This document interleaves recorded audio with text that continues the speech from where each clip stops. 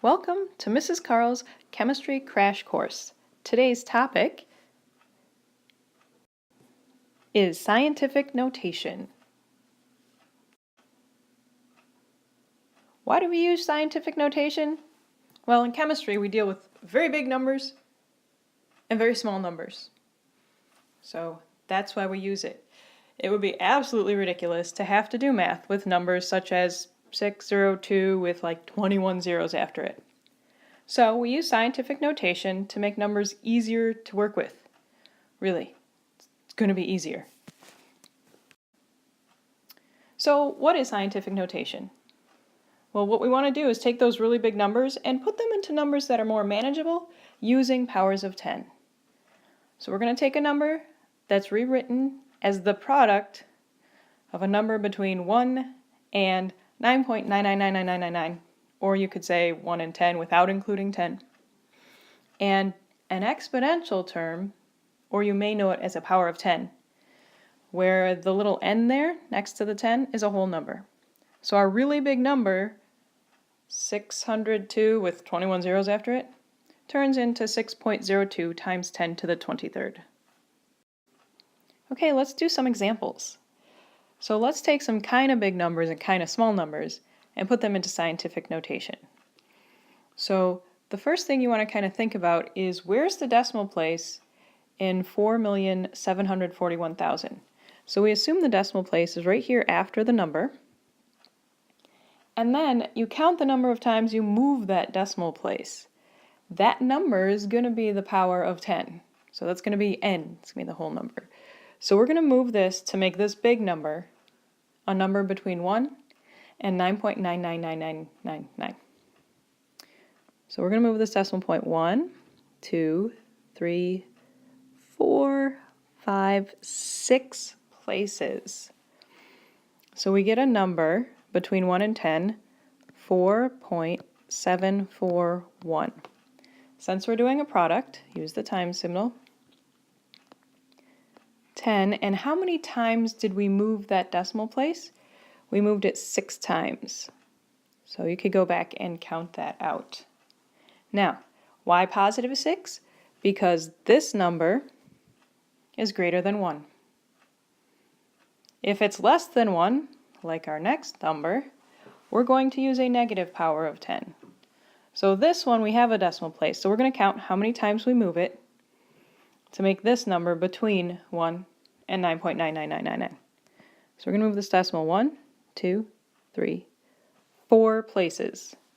So we get for this number 4.79 product, so times 10 to the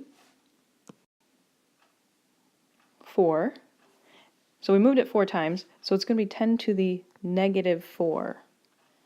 Because this number was a number less than 1, the number we started with. So that helps you determine whether you're doing a positive exponential number or a negative exponential number. Now let's go practice. Okay, I recommend pausing the video, trying these examples, and seeing how you do. I'll put the answers up after you pause. And there are your answers. Check out the numbers that were less than 1. So C, E, F. Notice how their powers of 10 are negative. The rest of them are positive. Now that you can go from what we call standard notation to scientific notation, let's see if you could go in the other direction. Let's convert the following to standard notation. So we're going to get a lot of zeros. Let's see what happens. So 5.67 times 10 to the 9th. We want to make sure our number is bigger than 1 because we have a positive exponent there. So we're going to move our decimal point to the right 9 times. 1, 2, and then we're going to add that many zeros. 3, 4, 5, 6, 7, 8, 9. That's a lot of zeros. Let's just kind of put those in there, and then we'll rewrite it so it looks pretty.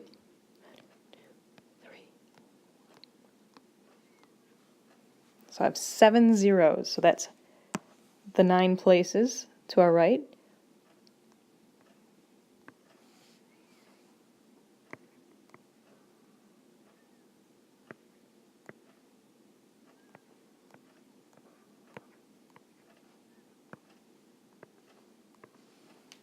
So, pretty big number.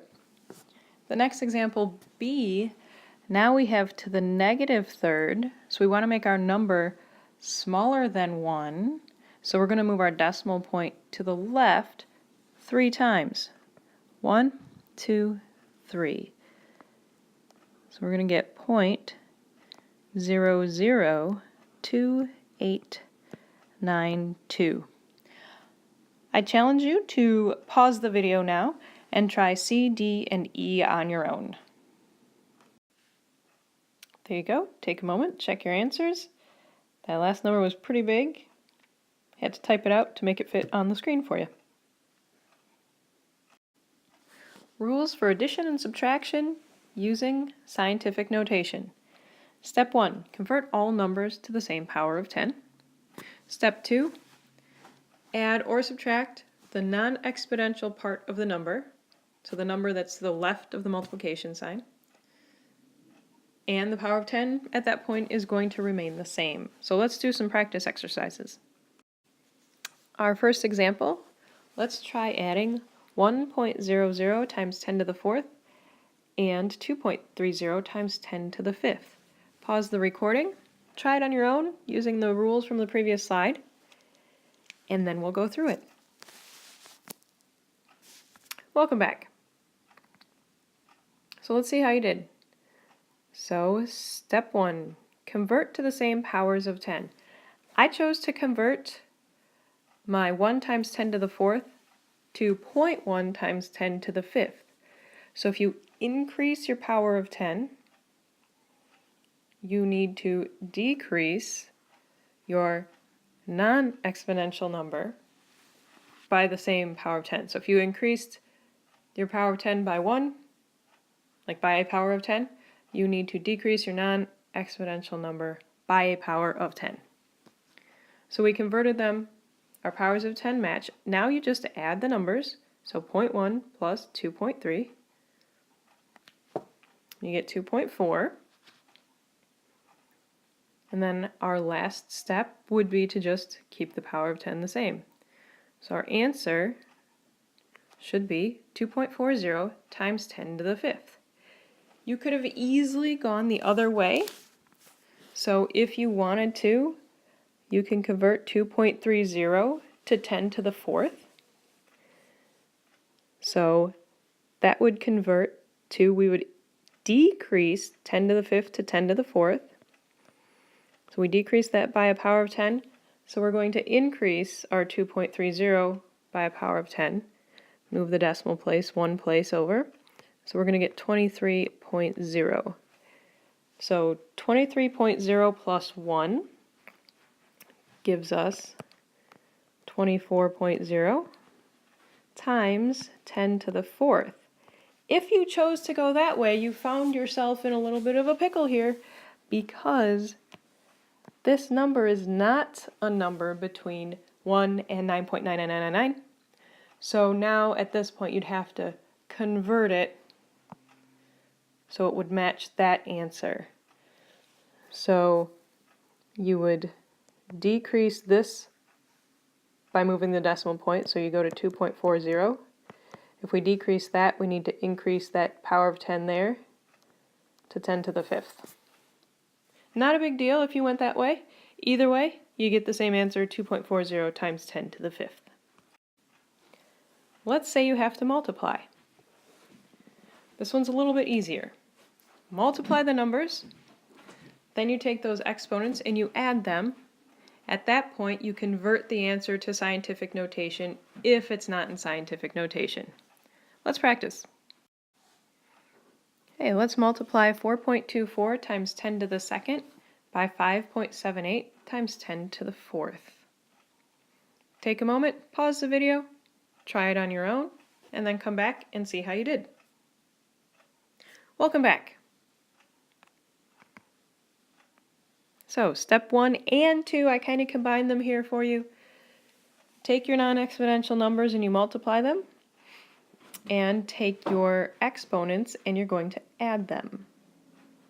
So 4.24 times 5.78, and then 10 to the 2 plus 4.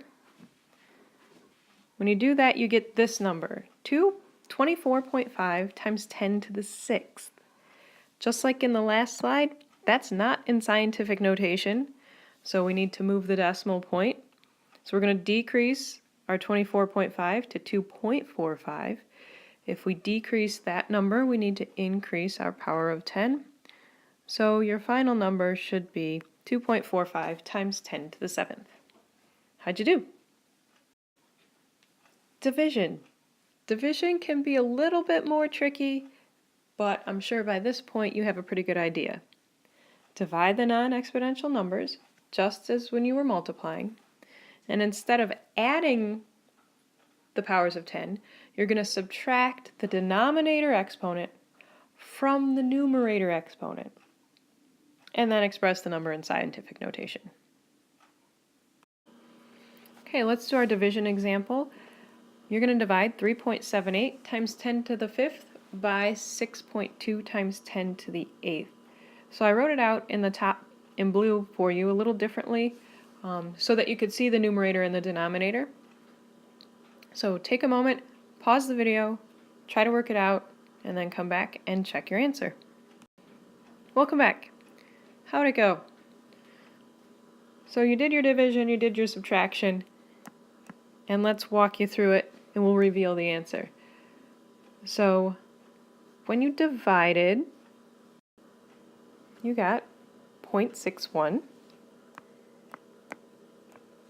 And then when you subtracted 5 minus 8, you got times 10 to the negative 3rd. So let's reveal the whole answer. So yeah, steps 1 and 2, divide, subtract, just went through that. 0.61 times 10 to the negative 3rd. And now you need to convert this to scientific notation.